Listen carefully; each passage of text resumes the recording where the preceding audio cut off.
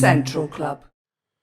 Wasted talent, addictions, criminal activity, injuries, laziness, and bad decision making are all sad circumstances to wasted talent. But nothing comes close to the sheer agony of talent gone to waste like losing a life. And not just losing a life, but having your life taken in a murder.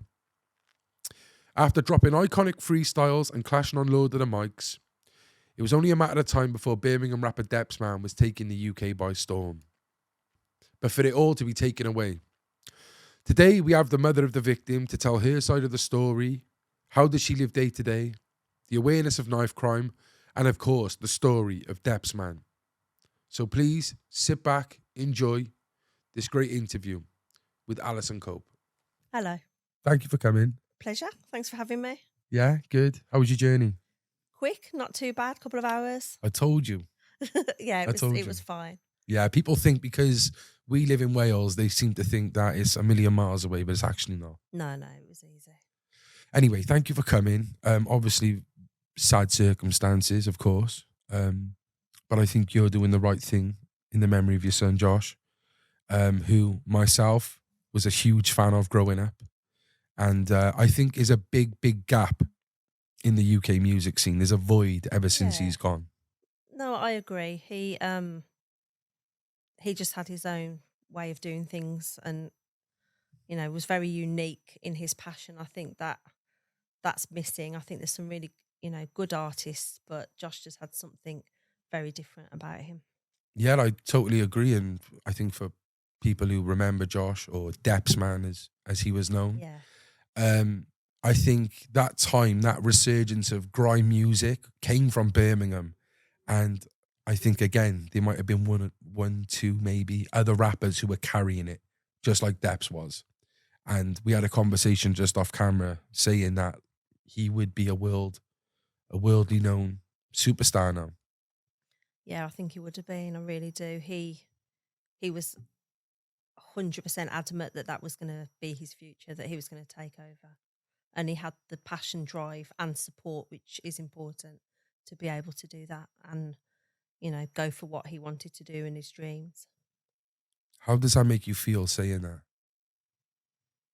It's strange. It's kind of like really sad, but also mixed with pride. So it's a very confusing feeling because it's not sad that he didn't become a millionaire. It's not sad that he wasn't known all around the world. It's just sad that he's not alive and he's not with me and I've lost my son. Proud that he had found his, was living his dream and could achieve it. And for him to leave this world knowing and being adamant that what he wanted he could succeed in and achieve, not everyone gets that. So that's where I'm proud and happy that he was able to have that feeling. And then it goes straight back to just absolute devastation that he's not here. He's not with me and I've lost my little boy, because that's what it boils down to. Yeah, that's exactly what it boils down to. Everything else is obviously not meaningless, but it's just stripping it back to the basics that you've lost your son. Yeah, basically. So, nothing, I've said this before, nothing I do, nothing I say will bring him home to me. And that's a very difficult thing to live with because most people can try and overcome difficulties, move forward, whether it be a few steps or it be a total change in their future, but I can't do anything to change the situation. Yeah. I think some parents, some mothers might give up. Some might turn to the bottle. Some might turn to other things. But what you've done, and it's crazy to say 10 years, but what you've done in the 10 years is truly inspirational, I must say. Thank you. We'll talk a bit more about how things came to fruition, but obviously people would have seen the viral music video of, what would you call it? Would you call it not a reincarnation, but... It's called deep fake. So it's like deep fake technology. So it's, the marketing element was bringing back Depzman, but it's very much linked into my work and trying to get the message across. And then the mum side of me is there's my son's name out there and in everybody's mouth again to millions and millions of people worldwide. So I've tried to give him something that he couldn't do anymore. So again, it's that kind of like double side of me, my work side, his mum's side, and that's how they kind of like walk side by side. Yeah. But I'm incredibly proud of it. You know, the amount of views, the amount of feedback, comments, organisations that are using it in their work, and it's all, you know, all in Josh's memory. Well, I think this was one of the first ones to do it, was that? Yeah, like, it was. It was the first campaign ever to be done using deep fake. Yeah, and you know, I might as well ask you now, but the lyrics and how does all this come together? Do you pick old lyrics like you would with like a Tupac song, or? Wow, this is where I'm going to take a little bit of credit, yeah. So, and only a little bit.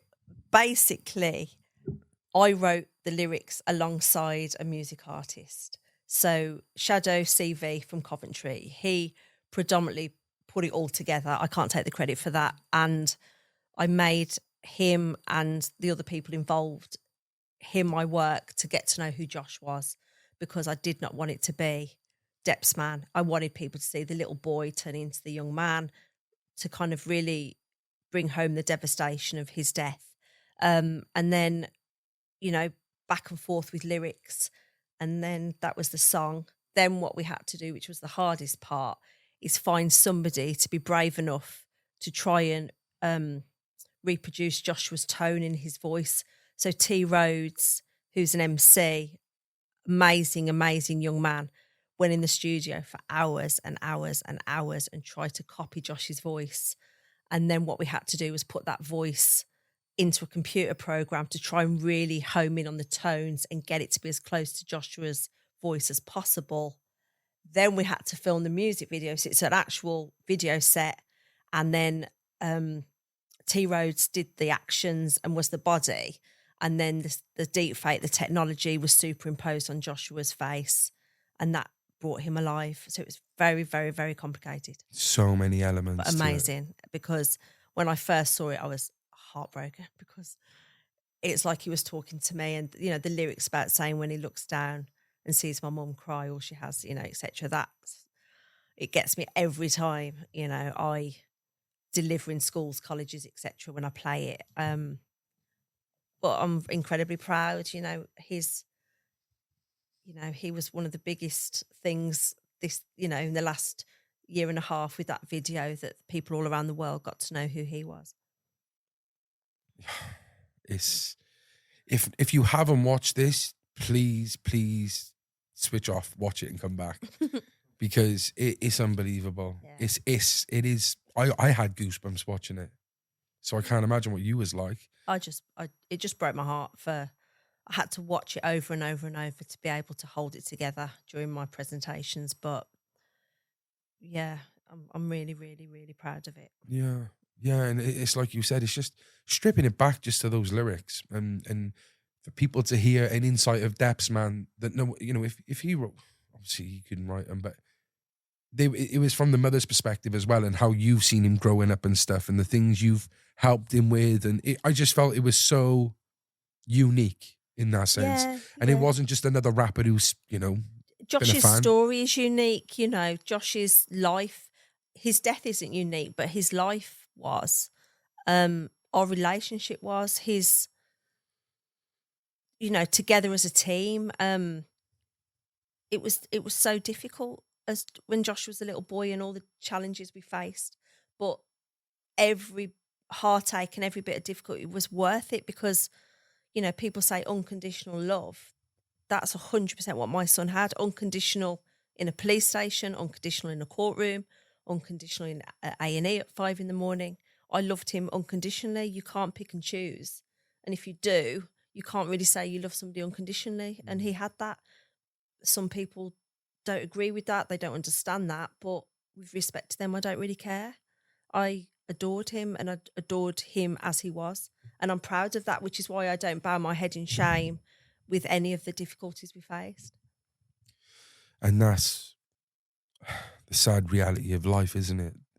Those people out there who are not good parents, or, you know, don't look after their kids as well as they should.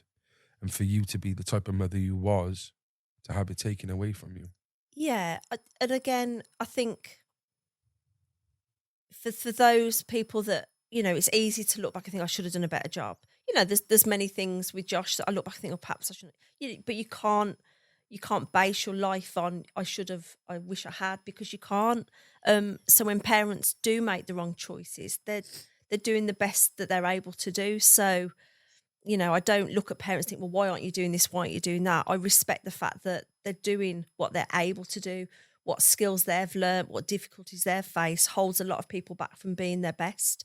You know, Josh was lucky that he had me, but I was more lucky to have him, because I'm the most impatient, no tolerance person you'll ever meet. But when it came to Josh, he forced my hand to be that mom. There was no other option with my son. So the gratitude lays with him. He made me who I was, and I'll always be grateful to him for making me a better person. And he would say the same, but we were meant for each other. Wow. And that's what's been lost. It's not just, it's that, you know, I'm good at many things, but the only thing I was really, really good at genuinely was being his mom. You know, this is just a small part of me now, but his mom, that's, you know, untouchable. You're still his mother. You're still being his mother. Yeah, I am still his mom, but it's not the same. You know, it's not the same. Just when I think about it, there's tears in my eyes, because, you know, and you're not upsetting me. Obviously, the situation, it's hard to explain. We were just one soul together, and that bond was broken in, you know, it can't be repaired, it can't be replaced. Those breaks will live with me until I die. You know, when Josh was taken from me, my heart was broken and it'll never be repaired. And it's hard to really put that in a way for people to understand. Only those that have lost their child will really start to grasp it, because as I said earlier, most things in life you can try and change. You can try really hard to become a better person. You can try and get a better job, get somewhere to live if you're homeless, etc., etc. But murder, there's no second chance. Well, I think what I obviously want to do, Al, is kind of paint a picture to the people who are not privy to Depzman or Joshua. Is it Ribera or Ribiera? Ribera. Ribera. How was you introduced to Josh? When Josh came into your life, what was it like all them years ago? Big, brown, and I just thought, God, he's just the double of his dad, and I was really pleased about that, because I'm so glad he got his colour and, you know, his height. So I just was really blown away by him. People always say this when someone passes away, they say they had the spark, this energy, this thing about them. But Josh just did. He had this energy and this magical presence. Even as a little boy, you know, I was young, his dad was young, and it wasn't this perfect, happy situation. I really, really struggled. You know, Joshua's dad struggled, and between the two of us, it probably wasn't ideal. But Josh, you know, had a lot of support from my parents when he was little. And I remember when he was in primary school, he was really starting to struggle with his behaviour. Josh had ADHD and other things, and he found that really, really hard to get his head round, the way other people were dealing with him. So his behaviour started to deteriorate. But that was the kind of wake-up call I needed to step up as his mom and be better, be a good, you know, good mum to him, be there for him through all of it. And that was the making of me. And then we were unstoppable. We were just a team. No matter what happened, I was by his side, you know, and I'll always be grateful for that, always. What kind of... you mentioned, you know, it wasn't perfect. Yeah. Obviously, there's people talk, there's documentaries out there, and we will go into some events that might not be true and stuff. But what was his father like growing up? Was he there all along? Yeah, it was just a very normal. I met Joshua's dad. We were together. We had Josh. He did his best. I did my best. Both parties could have done better, but life's not like that. But he adored Josh. He really, really loved Josh, and Josh adored his dad. They had a very strong bond. His dad was present. You know, and life sometimes gets in the way on both sides, my side and his dad's side. You know, Joshua's dad always did his best, and Josh loved him, and so the way I see his relationship with his dad, and I still see that, is that some people, not everybody, they will have a baby off somebody, and then years down the line, oh, he was this, oh, he was that, I regret, I shouldn't have had a baby. But you've got a baby off him, and that baby is a joint decision, and that baby comes from you both. So I could never, ever look back and think, oh, I wish I'd never gone out with him. This wasn't right. That wasn't right. I'll always be grateful to Joshua's dad for giving me my amazing, beautiful son. And he will always be Joshua's dad, same way I will always be Joshua's mom. And I think a lot of people turn their back on their previous partners and as if it was a big mistake, but it's part of life. It's a journey. Yeah, even though they've got this amazing Yeah. child in their life, you know, Yeah, without meeting them, this wouldn't have happened. Yeah, you know, and that can't be changed. And again, people can have opinions on that, but my opinion is he will always be Joshua's dad. Josh loved him. He loved Josh. And as Joshua's mum, I chose to have a baby off this person. So I can't then suddenly just change my mind 5 years later, 10 years later, 20 years later, because Yeah, of course. that's And- the choice. And for the people, obviously, we'll go into it a bit further, but something happened to Josh's dad that, you know, obviously is in the public and stuff now, and people probably would put that into, I don't know, people would probably say that affected Josh in a way, but we'll It did. It affected me. It affected everybody involved in that, you know, and, you know, we can talk about it. Well, what I want to do is paint the picture of how talented Josh was, because this is how we all knew him. Yeah.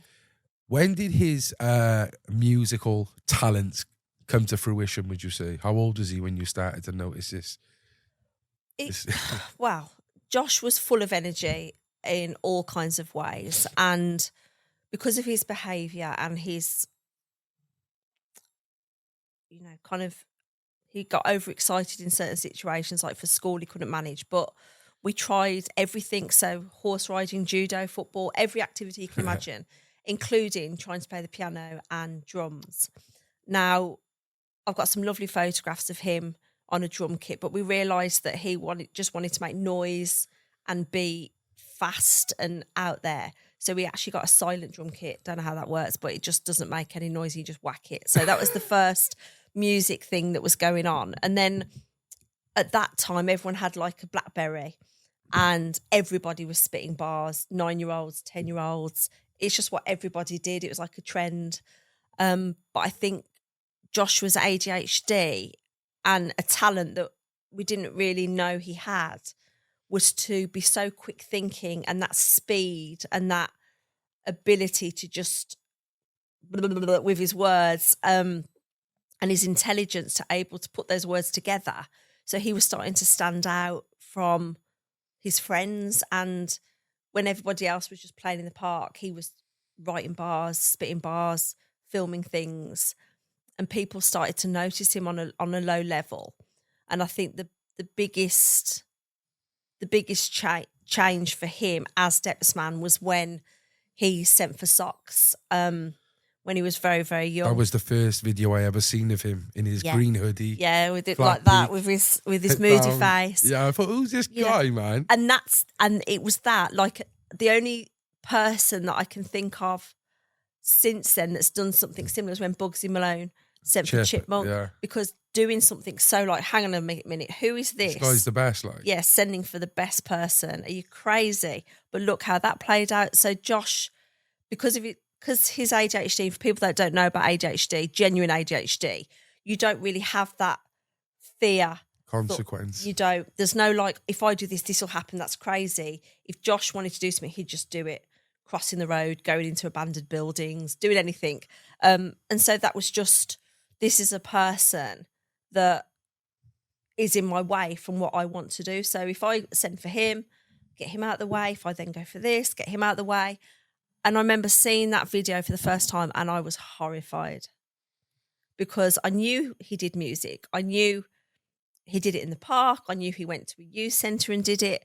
But to actually put it on YouTube and looking moody, intimidating with your hood up and the language, I was a typical old woman. I was like, you can't speak like that. You can't say that. His mum will think you're offensive. People want to beat you up. And he just looked at me like, you're an idiot. That's not how it works. But that's when I was my first introduction. Grime blog of all channels. I know. Like the main channel at the time. I know.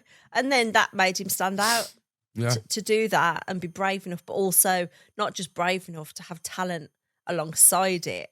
You know, and he was very unique. A lot of people doubt themselves, but Joshua never doubted himself. And no one ever took that light from him. And, you know, I'm very proud of that. Some people have a talent, have something about them that's, I see as like a flame inside them. And too many people have that flame put out as they go on in life, or it's dampered down. But Joshua didn't. His flame continued. So, you know, his flame was never put out. It was always ignited to believe in himself and do whatever he wanted. And he was fortunate he had the backing that he had. Do you listen to some of the videos still look back and listen? Yeah, I go through different periods of stuff. Sometimes I'll sit on YouTube and just put in his name and see what new comes up, because there's still things that I've never watched. People put things up all the time. Some accurate, some not so accurate. You know, and I just think, gosh, I haven't seen that one, or I didn't even know that one existed. So yeah, I do watch him. His album, I go from listening to it to not being able to listen to it. It just depends how I feel, really. I listened to it recently, but I hadn't listened to it for about 2 years before that. So it depends really on my emotions, what I can watch, what I can't watch. Is that the same with the deep fake as well? I've got used to that now because of the amount of sessions I do across the UK now with my work. I'm playing that probably like 25 times a week. So I've got used to that and I can watch that. Yeah. Yeah. So as soon as like you kind of got in the know of what grime is and what he was doing, was you all for it? Because of course there is that, you know, let's talk about Moseley, where he's from and stuff, because you know Birmingham is got a reputation of quite a violent place. And I think, what about Moseley and where he was from? And that I say it with a smirk on my face, not because anything's funny about the reputation of Birmingham, but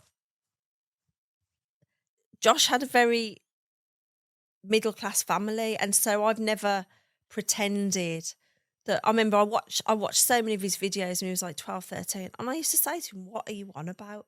You haven't done a drive-by. You haven't done this. You haven't done that. What do you think people are actually going to see and think? You know, and I think a lot of young people don't have that voice of reason, which is why some of the things they say on videos are so shocking. You know, and it took him quite a few years to get his head around that what he says and does on videos is a representation of himself, which I think is a negative thing, which we can talk about regarding my work, because how you present yourself online could be how people treat you. And I just remember thinking, grime, that must be violent, that must be this. But once I'd looked into it, I realised it's who you hang around with and what you do as a person. But Joshua, you know, my parents' house was a 7-bedroom house. My mum, you know, she had her own business. My stepdad was a maths teacher. Josh had gone horse riding, holidays, never wanted for anything. Private music lessons, anything he wanted to do, he did. You know, I had a middle class upbringing, and Moseley, it's called Moseley Village. It's all hippies and festivals and bars and restaurants. And Josh, I think Josh, for him growing up as a young man, he was conflicted, because you've got a lot of his friends, you know, some of them were very much into things they shouldn't have been, you know, the road life, if you want to call it that way. But you also have friends that their dad owned a golf club. It was very, very, very mixed, you see. And Was is it a white area as well? Then, Mosley? he grew up Kings Heath, predominantly white. Moseley, predominantly white. It's very mixed now. Yeah. But, you know, his life was very kind of white. But I also think that he was very aware of his race and, you know, that his dad was mixed race, so family, you know, black members of the family. And I think Joshua had the best of both worlds, really. He had, you know, and as a 13-year-old boy, if you've got the choice of sitting at home watching a video with your mum eating popcorn or riding, causing havoc on a BMX, having a drink with your mates in the park, I didn't stand a chance. And that's not because of Birmingham, that's just young people. You know, I think a lot of places now have a horrific reputation for violence, but that was never, ever something that I was worried about. He had nice friends. Every single thing he got into trouble for was usually because that was what he chose to do, not because he was around bad people. You know, Joshua's criminal activity was 99% of the time Josh and his choice and what he wanted to do, not because people were Josh wasn't a follower. Yeah. You know, he was probably the one causing the problems. So would you say, you know, you was the one who supported him through everything? You 100%. was funded everything? 100%. There was no struggle. There was no drug dealing. There was no. And I think,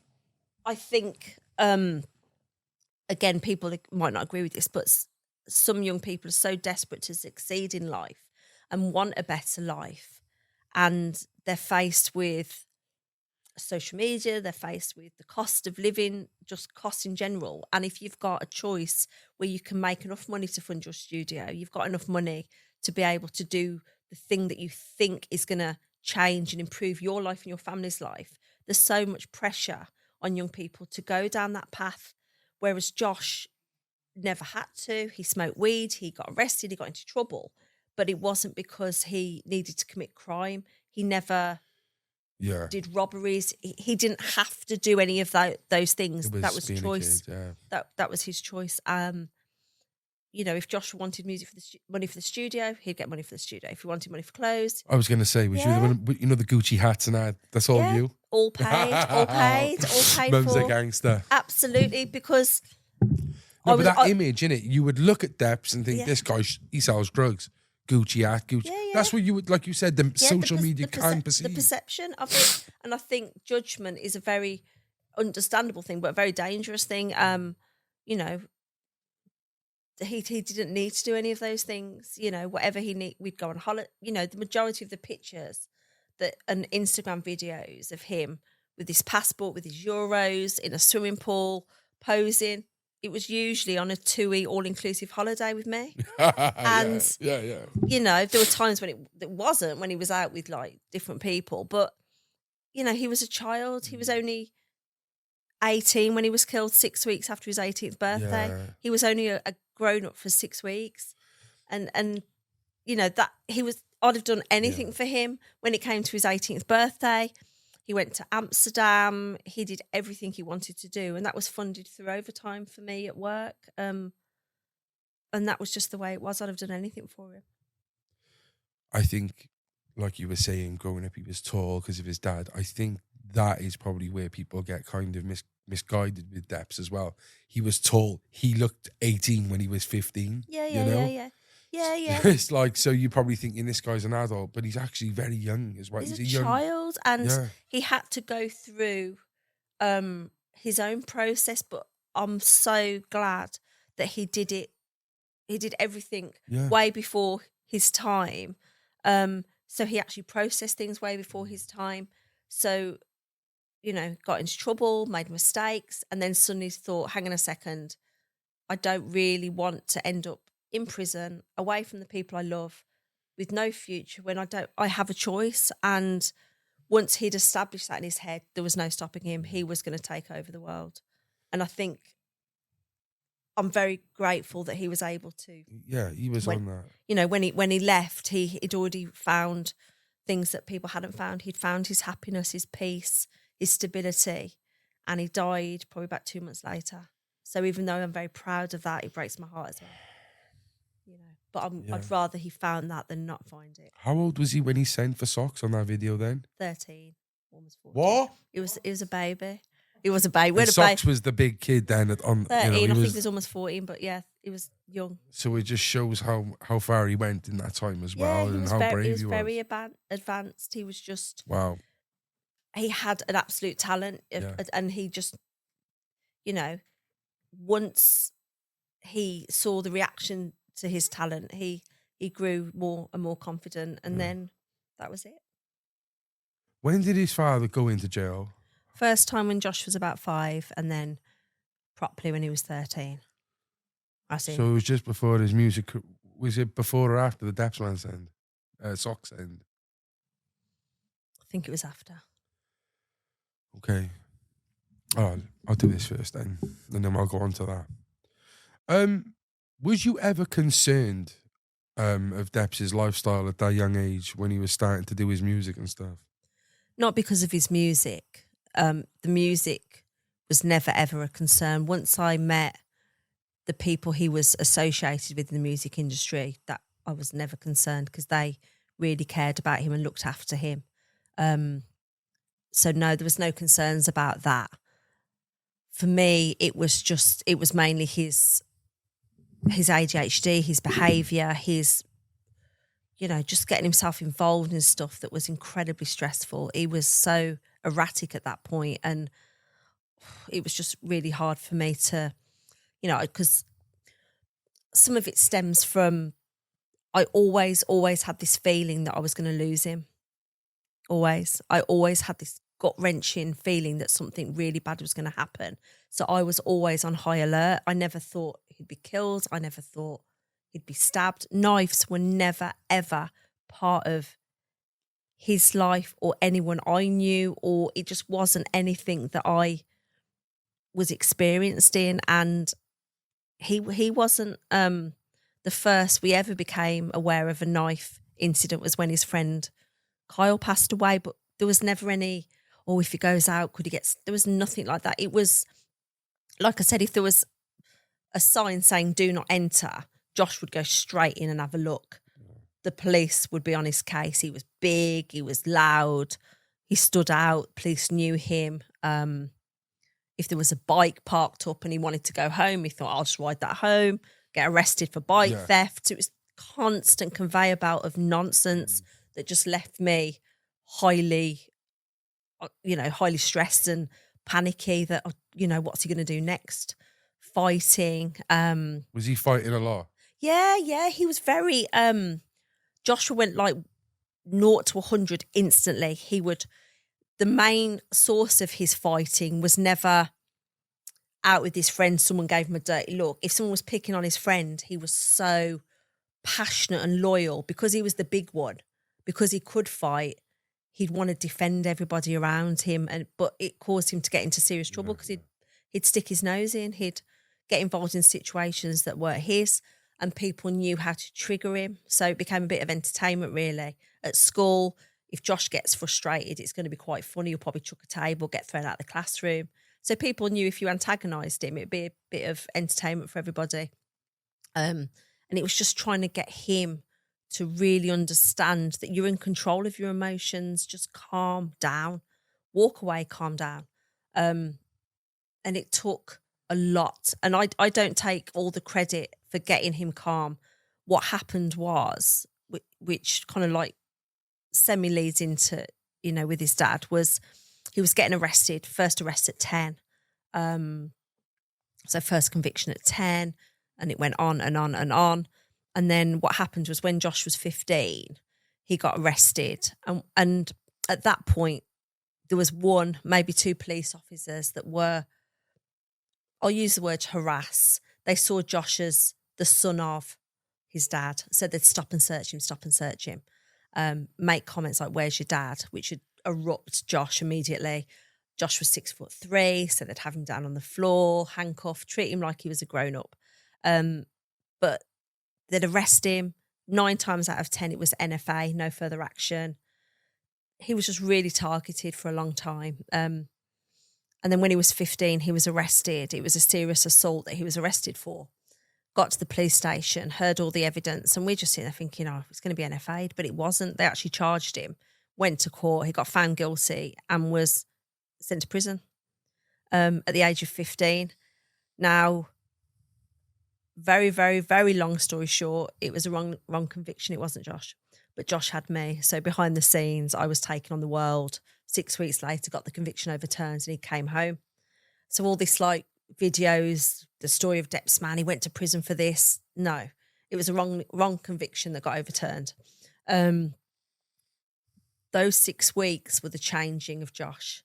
It was long enough for him to realise that this isn't exactly what he wanted, what he thought, and he absolutely wasn't ready for it. He wasn't about to, sit in prison and be all right, but it was short enough for him to not be traumatised to a point of no return. This is something my dad always says to me and says about the prison system anyway. You should be putting youngsters in just the right amount of time to give him that short, sharp shock, but don't get him too comfy to put their feet under the table to then think they're the kid on the wing and they can do jail any time. Or they'll be so damaged. If he'd have had to stay in for the full time that they'd sentenced him to, which was just under 2 years, I think I'd have lost him. Institutionalised? I think he would have been so traumatised and angry because the biggest trauma for him, he'd been taken from the one person that he needed, which was me. And it was just long enough. I visited him every single visit, wrote to him every single day. I just tried so hard to keep him positive, and it was a blessing. Horrendous at the time, but I'm so glad that it was the wake-up call. It took probably about 6 months after to really heal him from that being torn from me. That's the only way I can describe it, torn. Because Josh was a little boy inside and a big grime MC on the outside. Yeah. He was a mummy's boy. Didn't look it. People didn't see that, but his close friends saw that. He'd sit on my lap. He was like a little boy. But that he came out and healed him, had to go through so many different things with him while he was healing. And then that was it. Those dark clouds just went and everything just fitted in. And, by that point he was 16 and we had 2 years of him becoming known to so many people, the Lord of the Mics thing, the this, Too Real, the album. And he was just on his way. Celebrate that. And then, Celebrate. It ended. Just before we go on to that event then, just because you said about he was being harassed, what happened with his father? His father did an armed robbery when Josh was 13. It resulted in one young man being killed and another injured. And his dad received 3 life sentences in prison. And how was Josh about that? Devastated. I was devastated. Everyone was devastated. It was such a shock. His dad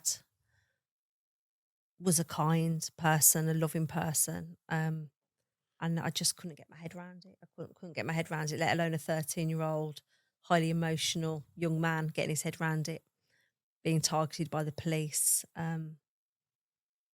It was just a very, very, very difficult time. Josh never went back to school.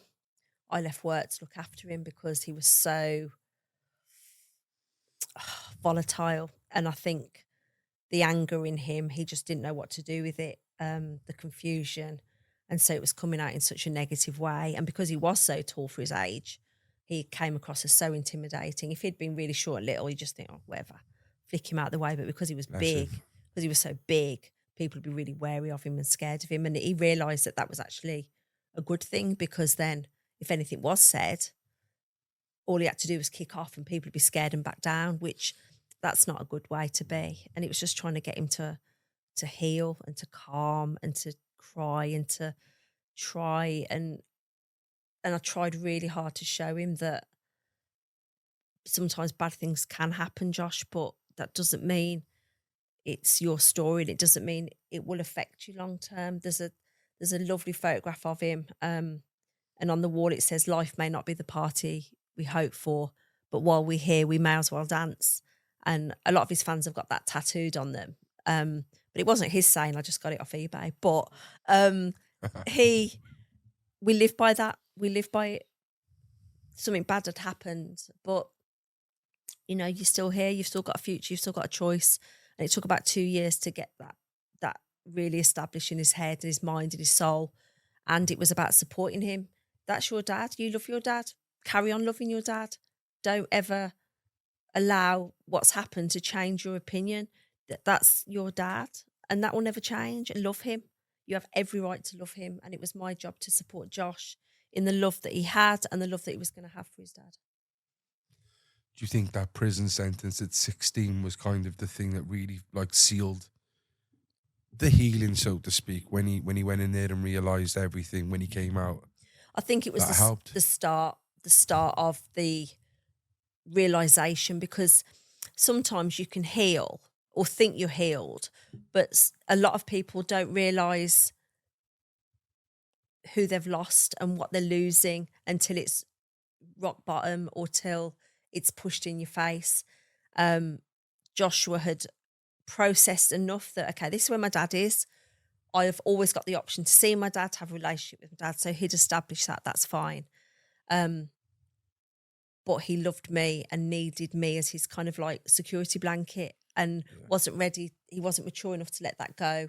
So for him to be torn from me when he really still needed me was the most traumatic thing for the both of us. I was so heartbroken, but I was angry, and I used that anger to fight and fight and fight. And when they overturned it, I had such pleasure in ringing everybody saying, "Told you." And yeah, because like, you know, his father's gone in for murder, and now Josh is in for violence. Yeah. People are going to think this is his future, and they must have thought, you must have thought, in a way, is this it as well? Like, I didn't, and I think the only reason I didn't is because I never saw Joshua in that light. I saw Joshua's behaviour and mistakes very, you know, sometimes they were his own choice, sometimes they were very reactive. But with Josh, he was always very, very honest. Sometimes his honesty would cause major problems, because if he was being interviewed in a police station and they'd say, "Did you do this?" He'd be like, "Yeah, why? Yeah, I did." He would never lie to the police. He'd always be really honest. So when he was saying, "I never did this, I never hurt anyone," we just knew he hadn't. Our sister knew he hadn't. It wasn't some naivety of, my son's this golden little boy that never makes mistakes. He made loads of mistakes, but I knew he hadn't done it. So for him to be convicted for something he hadn't done, we just knew in our hearts. So it was just another obstacle that we had to overcome, and we did. So I was never angry about it. I never hold on to the anger. I just think, this is the latest hurdle. yeah, How can I get Josh through it Yeah. and come out the other end? And then when he was home, it took 6 months of real difficult times after he'd come out of prison, because he was just so traumatized by it all.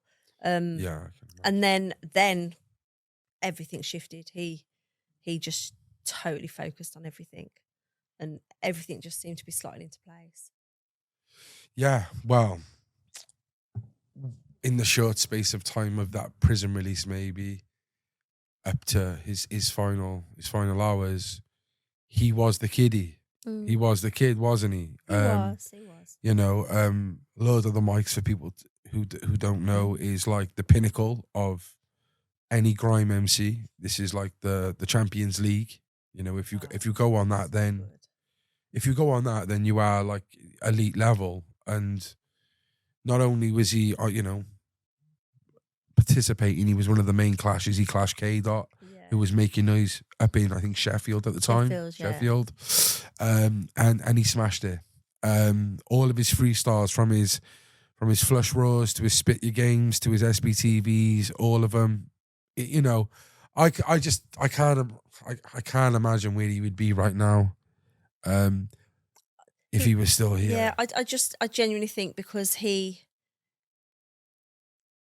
just knew, like, Josh never wanted to be the next step to the next this, but he wanted to be Depzman. He was the person that everyone wanted to be, and I think he would be, you know, touring. He would have been albums. You know, he would have clothing range. He'd have been the face of. he just had it all. He did. Girls adored him. Guys respected him. The streets respected him. You know, mums loved him. He just seemed to have it all. And I Yeah. think he was very lucky. You know, not everybody has that. And he was fortunate. And then with a kind heart and soul combined with intelligence and support, you know, he couldn't really go wrong. And I don't know, you know, I'm sure there would have been some crazy times and moments and God knows what else with Josh. Oh, definitely more hurdles, yeah. Yeah, of course, you know, but he had me behind the scenes. So whatever we were facing, I'd do everything I could to help him. And if it was his mistake, he has to hold that and acknowledge it. You can't Yeah. defend people when they're in the wrong. You have to just work with it and do your best. You know, I just think he would have taken over, and I do think he would have been on the same level of Stormzy, that kind of superstar status. Well, I was going to ask you, do you think you would have stuck to grime? Do you think you would be the type who would move with the times and, you know, make rap songs or anthems? What do you think the kind of artist would he be? Yeah, I think he would have. I think grime was always, he was a grime kid. That, you know, that was always him. That's what he was good at. But he was also, you know, doing little things like not singing. That's probably the wrong thing. Doing a little bit of singing along with the rapping. Yeah, you know, that kind of thing. You know, like with Stormzy doing tunes, he sings a little bit. Josh was starting to do that. He did that when he was 12. Like there's a song that he was singing that about buying a girl chocolates and that. But I know.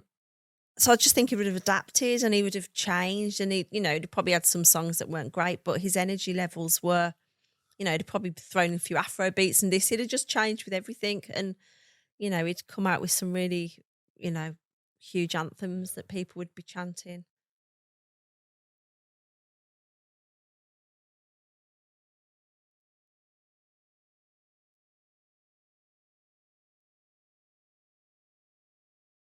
Left, right and centre. Was there any like unreleased music of him? Yeah. There's not a lot. There is still unreleased that's being looked at the moment. It's been very difficult because, you know, there's a lot of emotion around his death that's still raw through so many people, and people are very protective over Josh, and they want him and want a piece of what he left behind. But it's difficult, you know, emotions ruin many things. So it still hasn't been done, but it doesn't mean it won't be done. Okay, then. So actually to how it all kind of unfolded. So first of all, a year prior to this, Yeah. Depzman friend, they say his best friend dies. Yeah, Carl was his friend. I never knew their relationship. I never, in my head, and I still stick to this, Joshua's best friend was actually somebody called Cosmic, which musically, JK, personally, as Josh, as Joshua, as Depzman, was Cosmic, not Kyle. Kyle was a friend. Kyle knew Josh. Josh knew Kyle. They went to the studio at the same time, you know, but I'd never met Kyle before his passing. So I think, you know, they were friends and you know, friends. And when Kyle lost his life, I think Josh found that incredibly difficult because he'd never lost a friend before, and he saw the grief left behind with Kyle's mom. And I think he just wanted to do what he could to acknowledge Kyle and support in whatever way he could. And so he, you know, the tune Reality was written for Kyle, in memory of Kyle. You know, and he'd gone to perform at Kyle's memorial a year after Kyle's death. Yeah. Let's go on about that night then, really. Yeah. First of all, what was the last conversation you had With him. with Josh? So going back a little bit further, what happened was he'd released his album, Too Real, in the July. And when you release an album on iTunes, you don't get the money straight away. You get it weeks after. And I'd got an email on that morning of the 20th of September saying that his iTunes money was due to be released in 6 weeks, and the amount. And I don't know why, and I still don't know why, I got this overwhelming feeling. We can't wait 6 weeks. He needs to have that money today. I don't know why. Don't know why. And I woke him up, and like any teenage boy, young man, he'll get up when he wants to. So if it's for him, he'll get up. If it's for me, he'll be in bed. So I was like, Josh, your iTunes money has come up. So straight away his eyes went ding, because the word money, which meant shopping, which meant whatever he wanted. I says, it's in your bank account. So what I'd actually done was extend my overdraft and put it in his bank account. Oh. I know that doesn't make sense, does it? But that whole week had been weird. My mum had phoned me saying, is Josh okay? I went, why? She goes, he's just come round. And my mum was quite elderly then. He just lay with her for 2 hours. Went to his stepdad, who he adored, his granddad. And they were all like, is he all right? And I'm like, yeah, he's fine. So, you know, and then what happened was off he went on this big spending spree. Was it a decent payment then? Was it? Yeah, it was quite a few thousand. And off he went on this mad one. But the first thing he bought, which is quite publicly known, was a Michael Kors watch for me.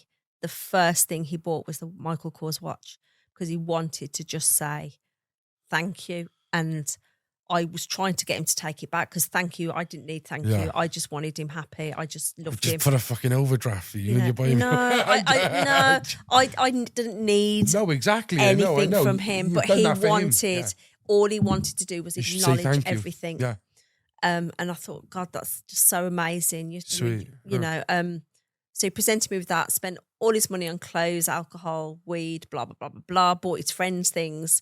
And then he came home, usual mess getting ready, the aftershave, clothes everywhere, thinking he looked absolutely gorgeous, which he did. And then it was as simple as he hugged me, I hugged him. And he goes, I'll see you later, Mum. I said, I'll see you later, Josh. And he goes, I love you, Mum. I love you, Josh. That wasn't some unique moment. That's just the way we were with each other, you know. And I never saw him again alive. That was it.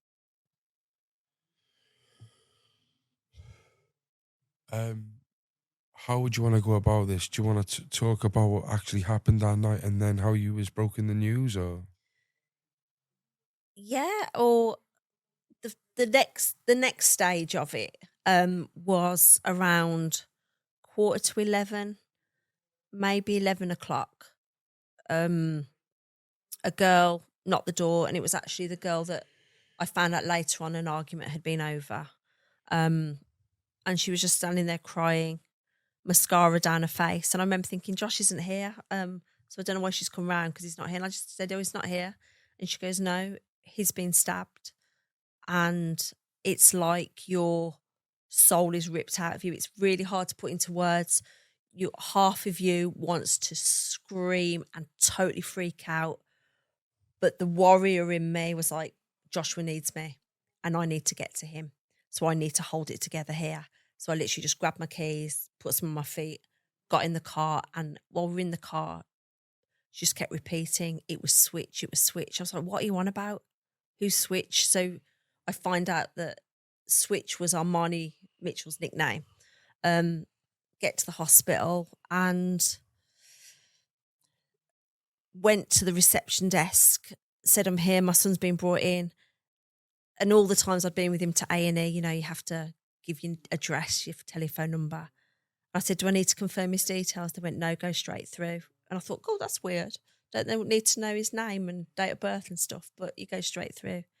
And then it's just like out-of-body experience. They come to you and say, he's been stabbed. And I thought, right, how do I keep calm, find out where he's been stabbed, and then I can process how to, you know, if it's in his leg, his foot, okay, what could happen, how could it happen? So when they said his chest, and all they kept saying was he's very poorly. I says, how poorly? They said, oh, we'll let you know, Alison. And that let me know never came until about 3 a.m. So you're sitting there trying not to freak out, and time is going so slow. And they just said, we've now stabilised him. It had taken them such a long time to stabilise him. And in the trial and, you know, later on, what that meant was cutting him open, tube down his throat, blood transfusions, heart attacks. He was literally dead, but there was still a faint pulse, so there was still something there. They took him to the intensive care unit.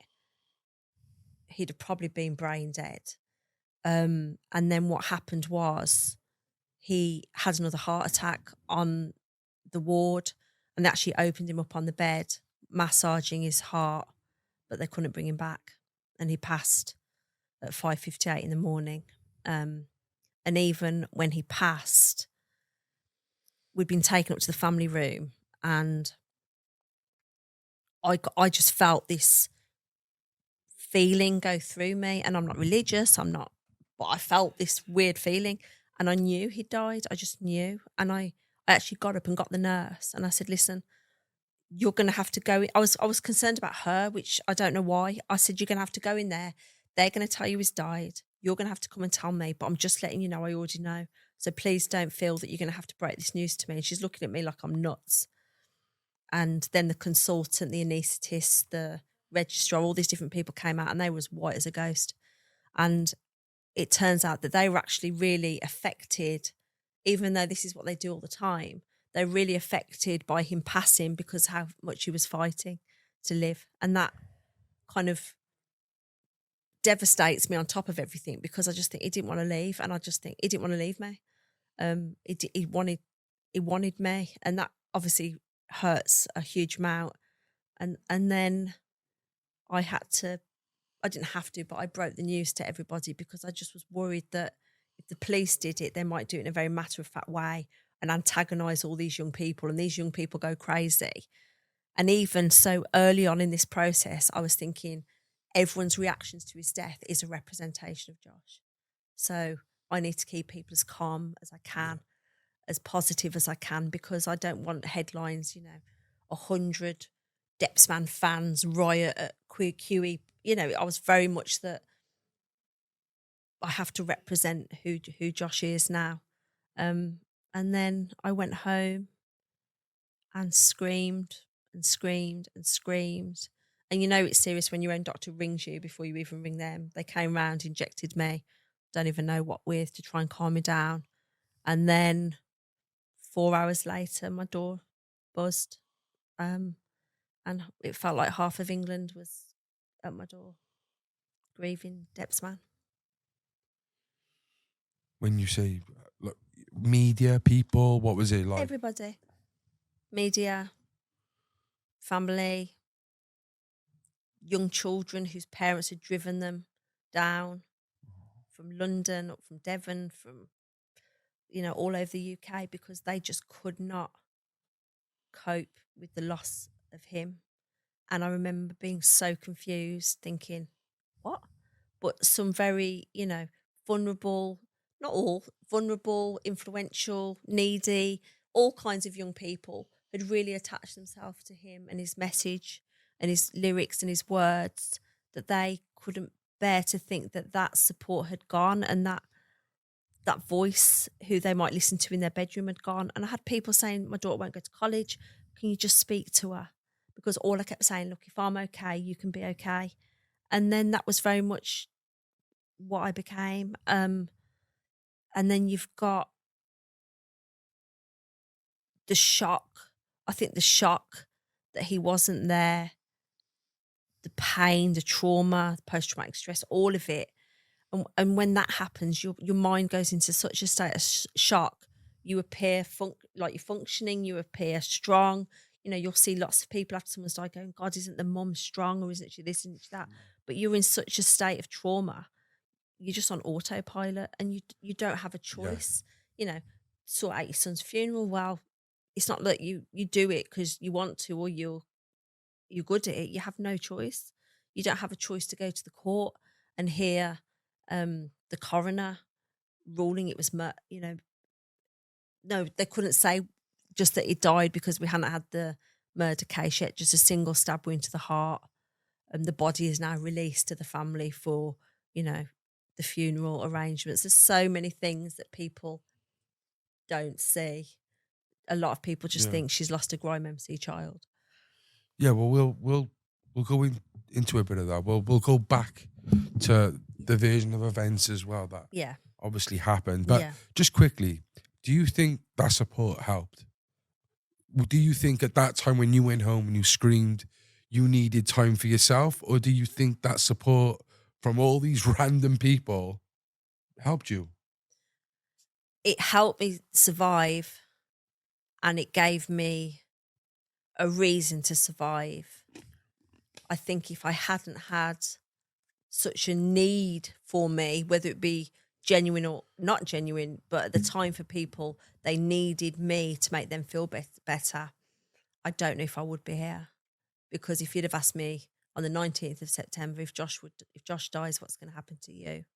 I would have never been able to live a second without my son. But all of a sudden I had thousands of people going, well, we need you. But also I look back and I think, God, that was such a horrendous time.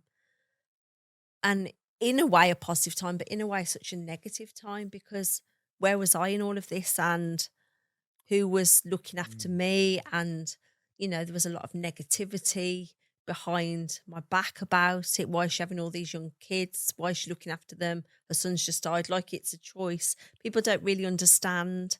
You know, I had people screaming tears. I had 9-year-old little girls being driven by their parents to me. I'm thinking, what? Grown-ups, kid, just so many different people. Joshua's friends just laying in my lap, sobbing, big, tough, grown men, all kinds of things. So it brought a lot of negativity. But it's Positive as well, in a way. and it's such a mix, you know. I wouldn't change it, but it's also I've never ever grieved the loss of my son. I've never ever. But would I be brave enough to? Because even though I appear brave, I still haven't processed that Josh is never here, that Josh is dead. He died. As soon as my brain even goes in that direction, I pull it straight back. And I just focus on, right, work, get his name out there. And my life goal is now, I want as many people as possible to know about him.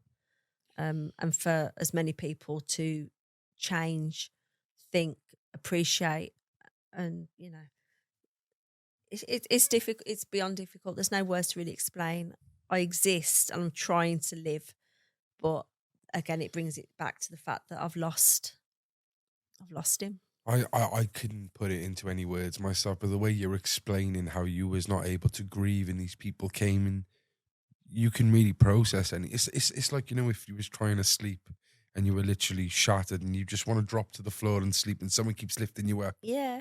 That's how I can imagine it. Like, it's just, and also I think you just want to because sleep. of how successful my support was for these young people, it kind of like makes you just continue to do it. So when somebody presented themselves as drunk and you gave them water, spoke to them, made sure they were safe, then the next one came who was self-harming. So you bathed their wounds, you made sure they were okay. Then the next one came that was high as a kite, or the next one came that just wanted to beat everyone up because of the emotions. As each one came, and you thought, well, that's another young person that's been helped. Now the next one, now the next one, now the next one, and a conveyor belt. And then as time goes by, it's less and less and less. And then 2 years after, I'm just left there like on my own, and I'm like, and so you have to then begin to process the loneliness. That's a bizarre, like, as amazing as you are for doing this, and how I had no choice. And there was how no touched, option. yeah, and how touched, you know, the fact that these people were touched by him and they've come to Yeah. you for that. It's a bizarre way of things is. turning out. It the is. mother, you know, but looking I'd after these learned other some people. very, very. They should be looking after you and treating your wounds. But they were young. I understand. They were young, and also I'd learned how to support one of the most difficult young people through trauma and pain, and that was Josh. So these people, to me, I was detached enough from it. It's not my son. I can't save him. And aware enough to be able to know that basic reassurance and acknowledgement was to go a long way. Like the thousands of messages I've had off social media accounts and Instagram and blah, blah, blah. I've never really gone deep into what they're telling me. I acknowledge and gave them that. Yeah, thanks. You know, or just thank you so much for your message. and I've acknowledged them. And I think acknowledgement of people's pain can go a long way sometimes. And I think that, you know, I've saved many people, and I can look and think, well, who saved me in this? But then the only person that did save me isn't here. So I've just had to kind of find my way through it. And I regret things, I'm proud of things, but I can't, you know, I've always done my best, and I can't look back and think I wish I could change it, because I can't. I just, you know, there's many people out there who are still here because of me. And yeah, I suppose that's a good thing, but it still doesn't bring Josh back. So you just go around in circles constantly, you know. So what happened? On like the night. now you know, going back with the courts and the records and stuff. What happened on the night? And I think it's really important to get across maybe some of the things that people don't know about. Some of the like we've already probably gone in a little bit, but you know, what's the process like of this? Getting to the truth and those type of things. So maybe start. And also what's fascinating is, so I'll explain everything that happened, but just to add on to it, when it's a public, such a high profile case, and you have, because if I go back, and then I will come back to it. So there was riots in 2015 across the UK. A lot of gathering of young people, a lot of emotion that triggered a lot of riots. Now, there was a lot of young people, there was a lot of emotion around Joshua's death. So behind the scenes, there was a lot of concern from the police that it could potentially lead on to something bigger. So there was a big pressure put on me to contain everybody. The reason I'm telling you this is because it was only last year that,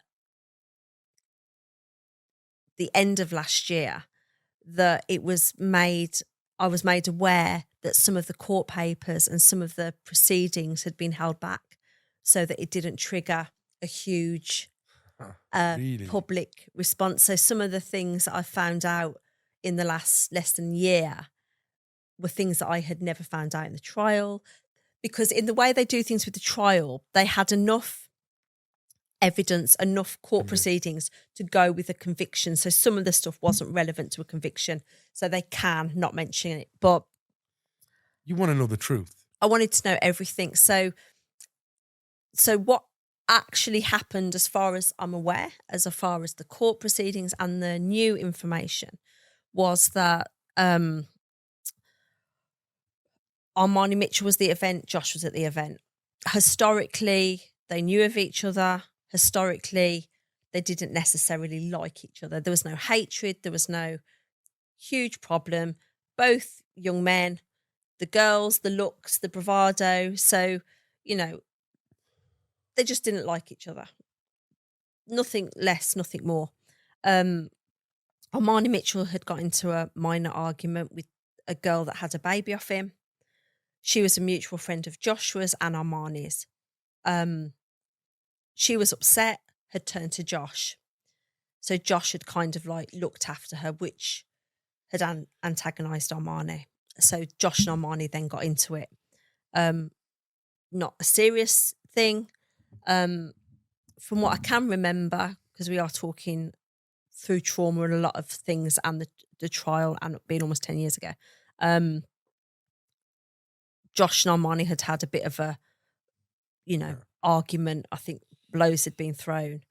That died down. Something else then happened in the smoking area outside. That had died down.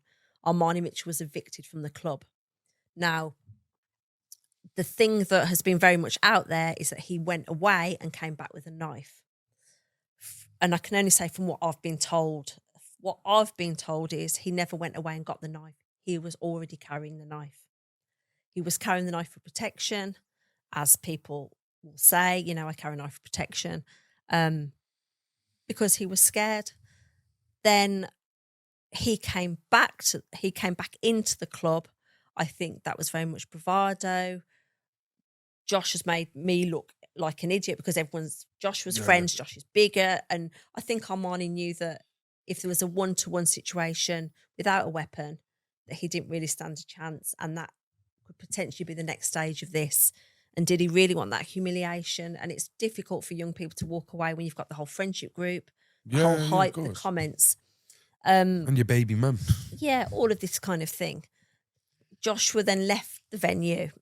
I do not think for 1 second Joshua was aware of there being a knife, because Joshua wasn't a weapon person. And Josh, from what I know, would have been scared of a situation like that and would have phoned the friendship group that would have probably come and got him and helped him. Yeah. And then Josh walks across the car park and was stabbed once by Armani Mitchell. Josh was unarmed. That stab wound was straight into Joshua's heart. And Armani then left. Josh was staggered back to the club. He took his T-shirt off, held the wound to his chest and collapsed. Now,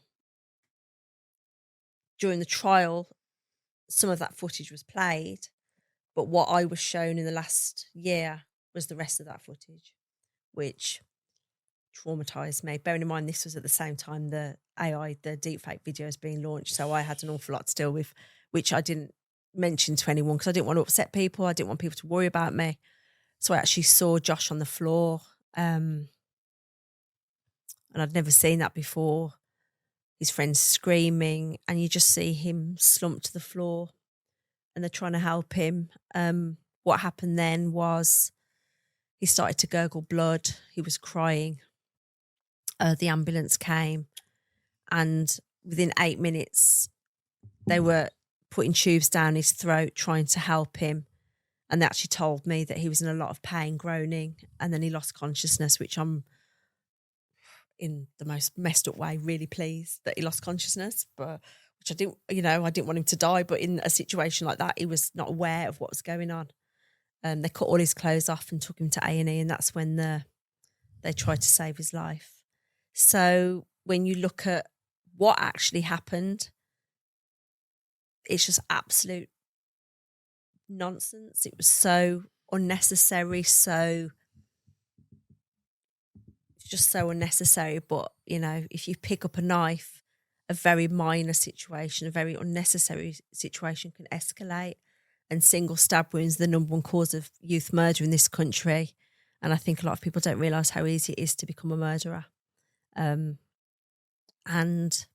that choice to come back into the club and deal with a situation because of, bravado,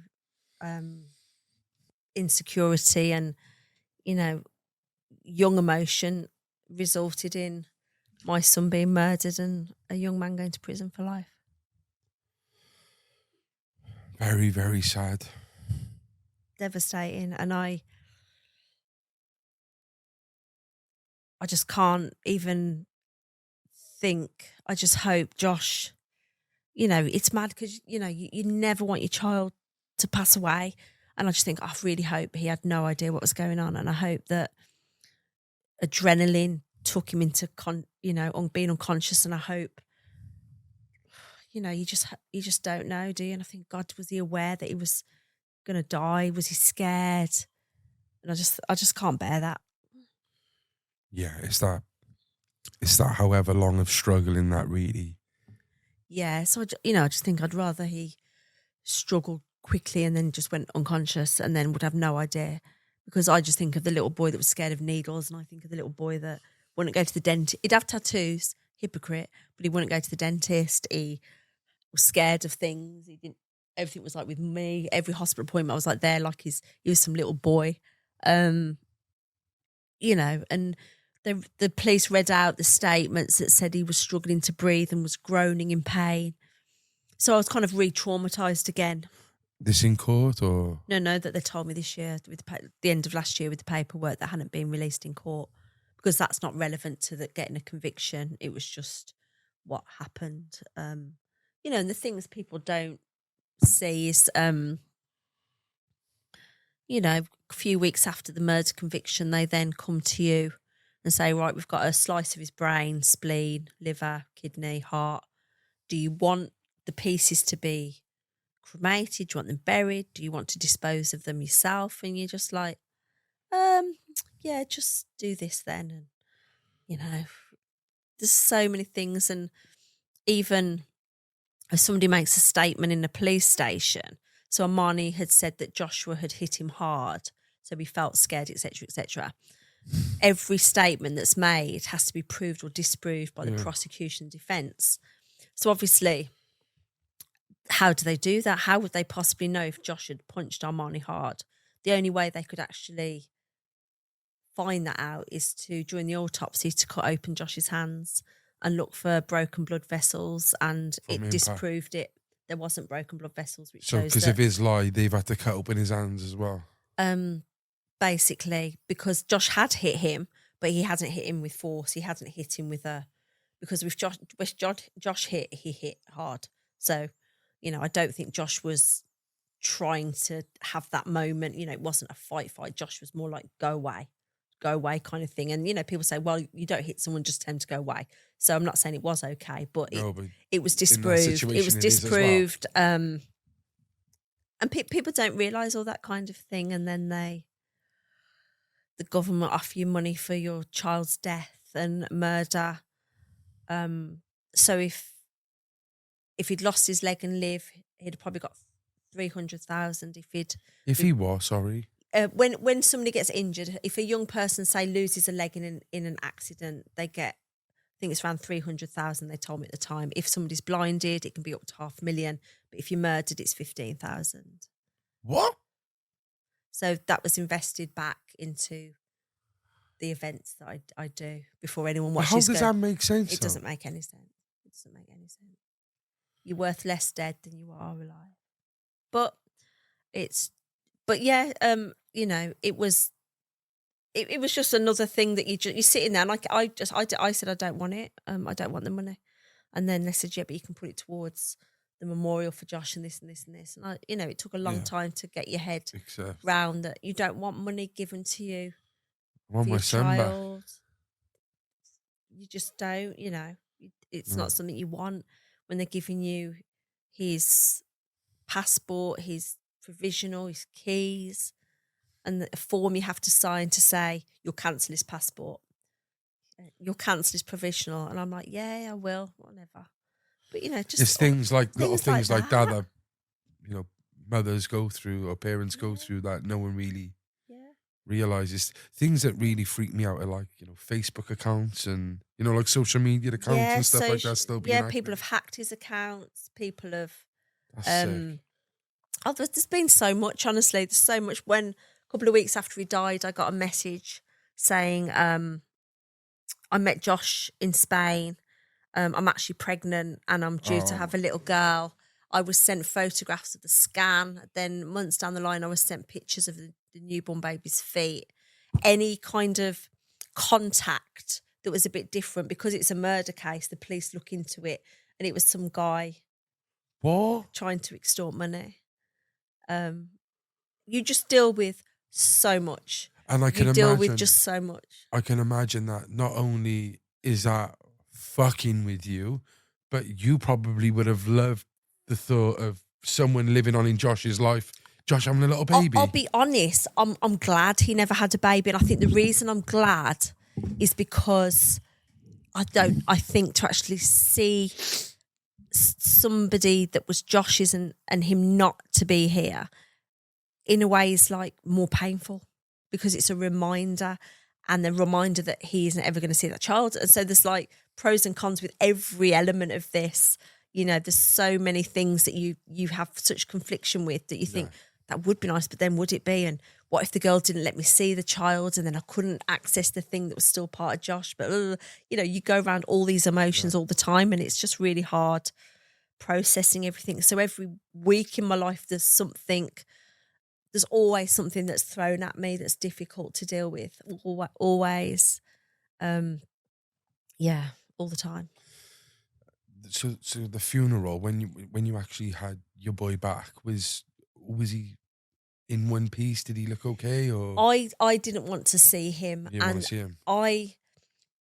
So what happened was, once he had passed, there was about an hour where the nurses, the police were having a very open debate, and I'll say that in a polite way, about when I should be allowed to see him, because obviously he's a murder scene Crime now. scene, yeah. He's a crime scene and forensics, but eventually they let him see me see him, and that was again horrific, because I look back now and I think, because when you see these TV programs and there's a private room and the family room and there's a bit of music and a sheet and plastic crap flowers. I walked past living people on a ward having a cup of tea to the end bed. So intensive care units, there was a lot of wires, but some people were sitting up in bed, because intensive care doesn't necessarily mean unconscious. And you half think it, but then that's not your focus. I look back and I think, how is the people you having to walk past? But yeah, so it was the final bed and the curtains were drawn and he was behind there. But I kind of processed, I supported my sister to say goodbye to him, supported my now ex-husband to say goodbye. And then it was my time, because I wanted to be the last person to say goodbye to him. And so I'd already seen him. I'd said everything I needed to say. I didn't need to see him.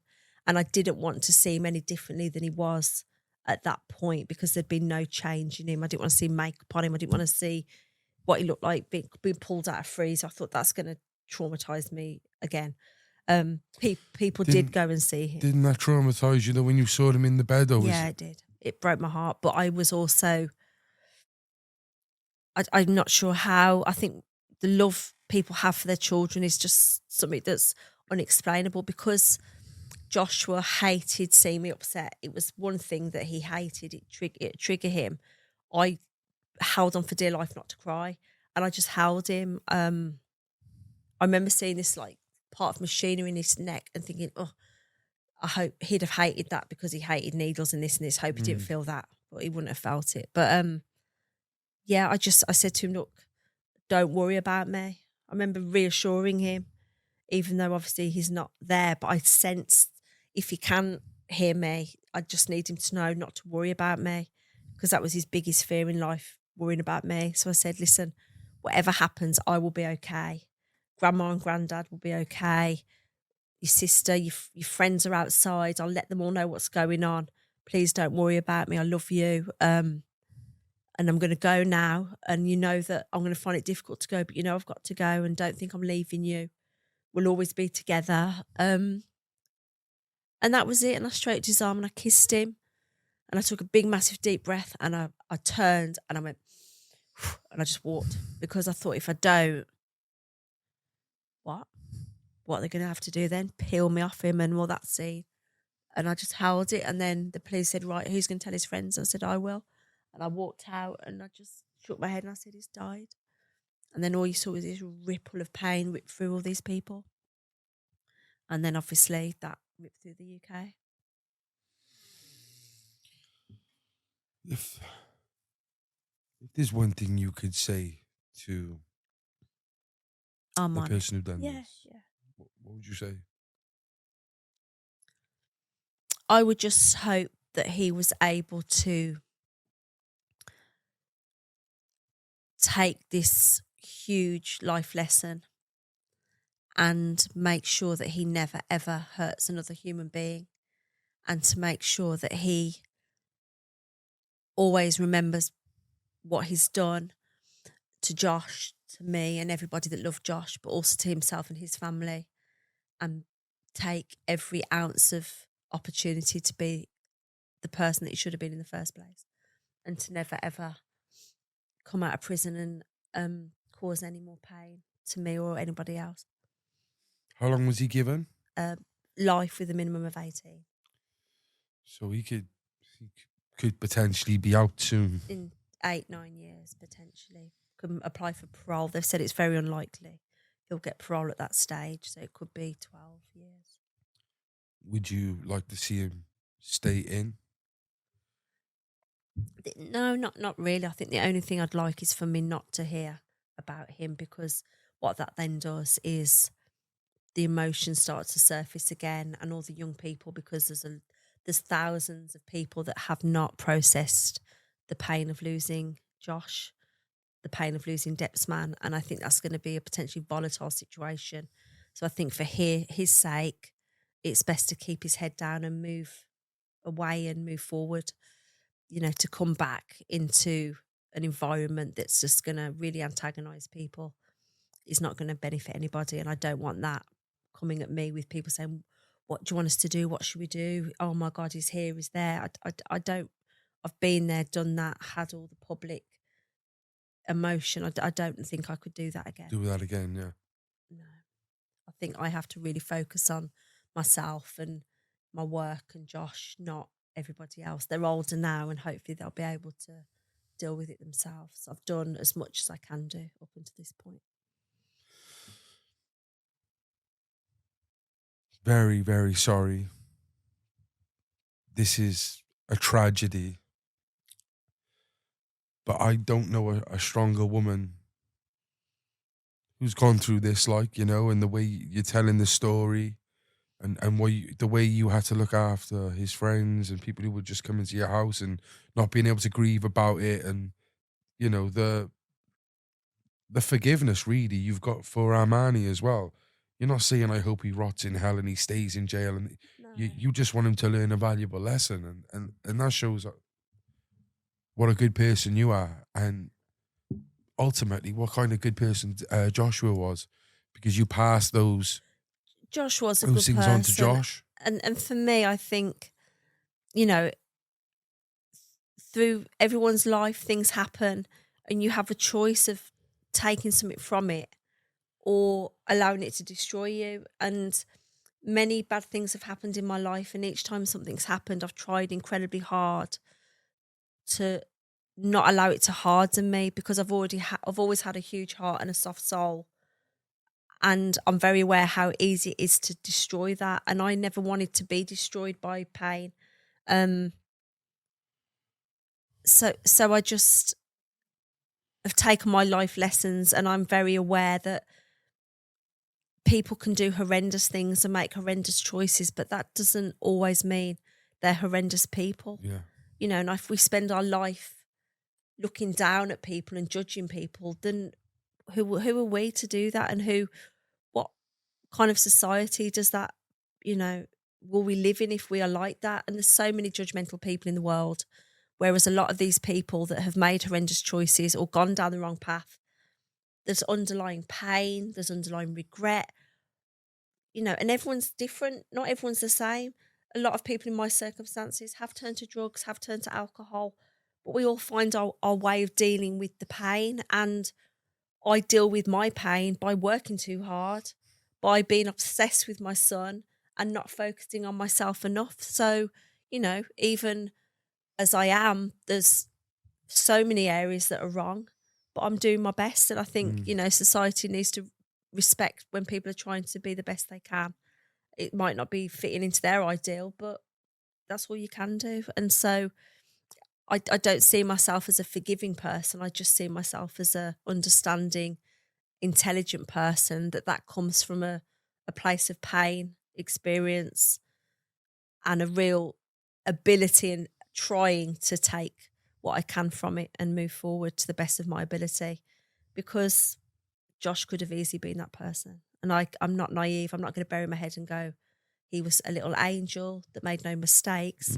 One punch and it would be role reversal, and I would be visiting my little boy in prison, and I wouldn't wish that on anybody, and so I'm not going to.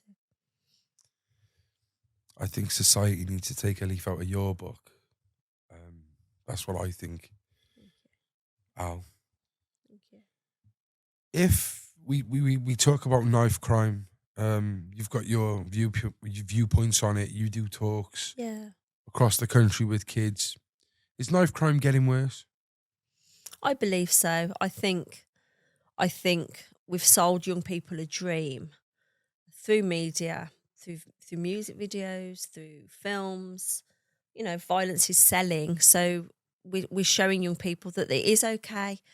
We're showing a lot of young people that are at an influential age, that are vulnerable, that you can say what you like, do what you like, there's no consequences. And there'll be people out there going, well, of course there is, but if you've got, say, 100 million views on a video, that is being allowed to be on mainstream, is allowed to be played, is allowed to be on radio, it's very difficult to then say to a young person, Can't do it.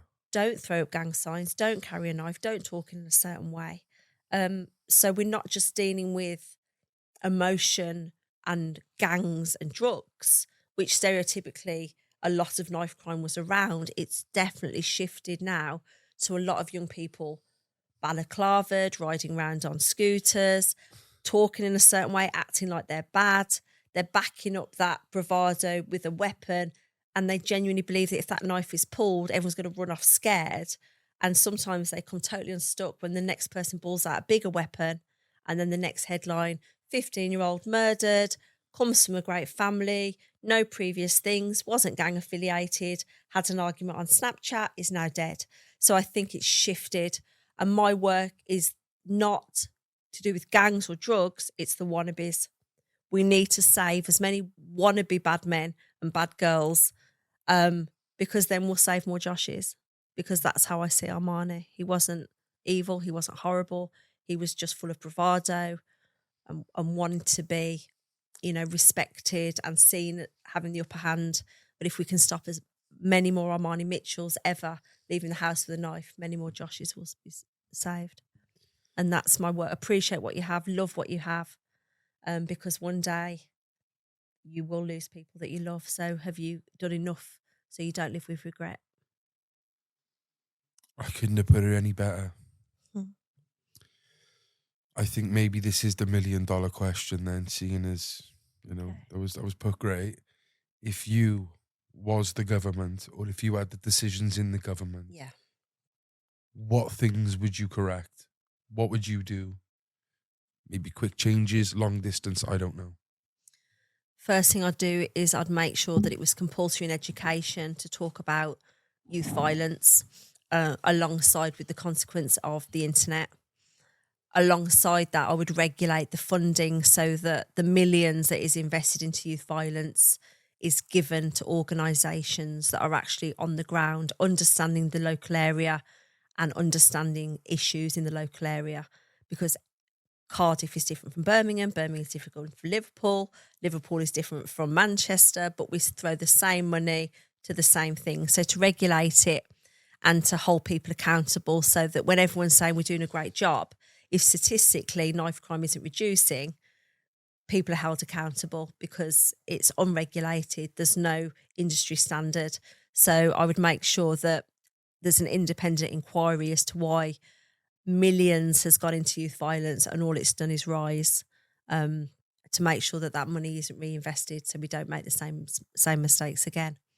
And I think the government needs to see knife victims as victims and not, they've done something to deserve to be stabbed. I don't know any young person that deserves self-inflicted, if their choices have led to a situation that has resulted in an injury or a death, let's see what we can do to prevent young people getting involved in similar circumstances.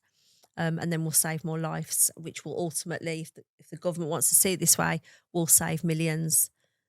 They spend on average $2 billion a year on hotels to put up people from other countries, £2 billion a year in hotel accommodation. Don't get me started on this topic, please. But if I asked for £100,000 to save 5 lives, sorry, we've got no money.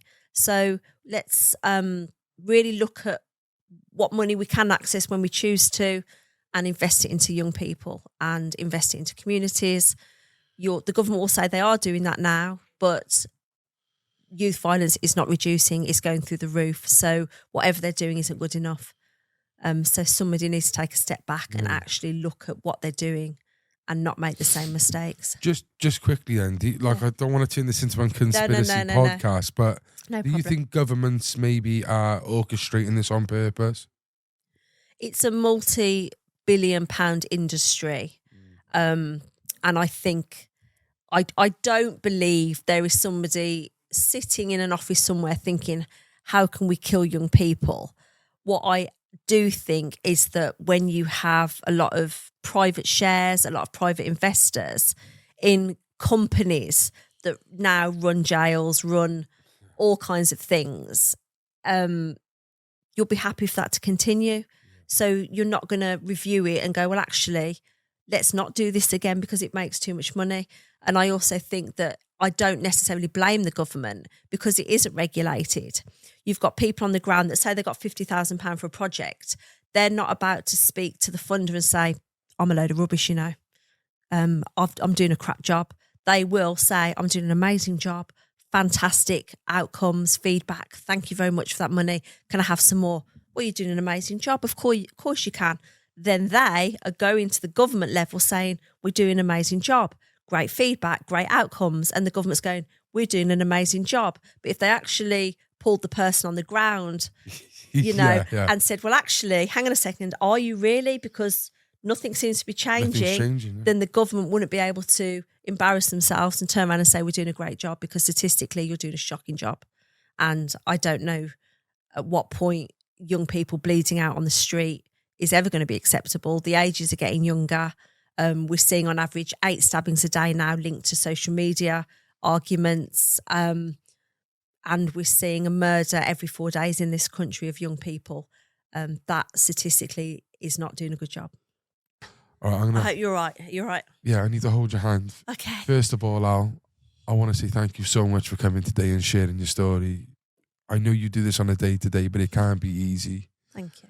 Thank you so much. Pleasure. What we do with all our guests is, down the camera, if you could leave us with something to remember, something for people to take note of and hopefully learn a lesson from. Okay, thank you.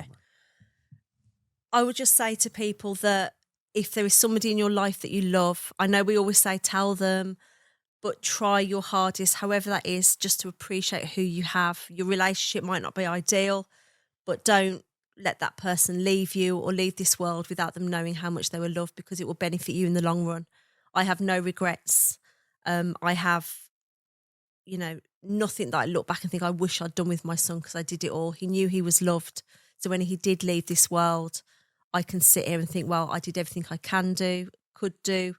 And my little boy knew how much I loved him. And that gives me strength every day to carry on without him. So if there is somebody in your life you love, just try and tell them, because one day they might not be with you anymore. So just try your best. Could be a text, could be a note, could be a hug. Just do that, and it'll be for you that that's how it will benefit you. Thank you. Thank you so much. That was amazing, honestly. Guys, I hope you enjoyed this podcast. Please go show your support with Alison. She does some great work. She's on Facebook. You on any other platforms? Instagram, Twitter. She's on everything. TikTok. Everything. Do you know what's sad?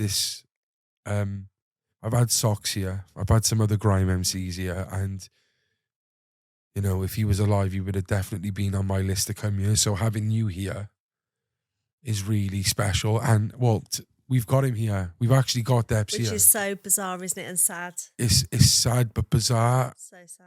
And what did you say about the interesting fact, which I think is crazy? And people say, well, that's not true, but I was told this by the funeral director, that when somebody's cremated, that what you get back is actually the same as the birth weight. So Josh was actually 10 pounds born, and anyone that's held his ashes know that this is heavy. I don't always carry him around with me. I only bring him out, if I feel that it's the right environment, or if I really need to get the message across to a young person. So I don't walk around with him, because that would be a bit strange. He is at home with me in his bedroom, but when he's in my arms like that, I just feel it in my heart. I sense him, and I know that might sound weird, but he's at home with me. He's safe with me, even though obviously I know he's not. But I just feel he's with me. So it gives me a lot of comfort to know.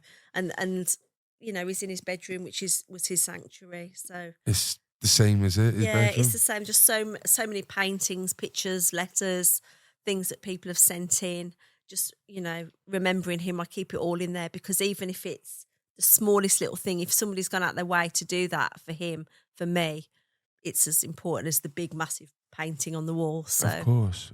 Again, acknowledging young people and what they do. Well, thank you so much for bringing yourself and Depz here, because, like I said, I think is something that I know I would be in his inboxes. You need to come to the Central Club and do a freestyle. So no, thank you so much thank again. Thank you so much. Guys, I really hope people watch this. I really do. And if you have, please leave a comment. Tell us what you think. Leave a like. Please go and follow Alison, because there is one thing that actually really pisses me off about these documentaries. It's great that people want to, keep his name alive, but some of these documentaries, they don't even get the correct information, and they'll get thousands and thousands of views. And then when the mother comes on and with Depz himself, like, it don't get the justice. But it also hurts, because I watch YouTube and all of a sudden you'll watch it because they don't tell you they're doing it. So what happens is you're there watching, like what was I watching the other day? I was watching, Gets, as you do. I was watching Gets and then it popped up saying Depzman da. And I saw his face. I thought, what's that? Clicked on it. I thought, oh, here we go. And I have to watch it because I think, what's accurate, what isn't accurate, what have they said, what haven't they said? And it gives me anxiety. So I'm playing it and you're there going, well, that's not true. But then you if you get into it with anybody that's made a comment or you get into it, it becomes, I don't want that extra stress of having to try and argue with the internet. You're arguing with the random about the truth that you know. And I just think, but if anyone actually took the time to say, do you mind if we actually asked you what's accurate and what isn't? I know they do it because they're trying to remember Josh and they're doing it from a good place, but I'm his mum and sometimes people forget that behind him are some very hurt people that miss him. So, if anyone's watching, if they're planning to do another documentary about him, please just let me know or tell me. There's been many a time I've been at home with a cup of tea, spat my tea out and sobbed on the sofa when I see my little boy's face pop up on YouTube. And all I'm trying to... knock-on effect, and I think that you've been very cautious about that when we've mentioned other parties involved in this case as well, and we just ask people to do the same thing. Yeah, everyone's entitled to their opinion, and I love how people put videos out about him.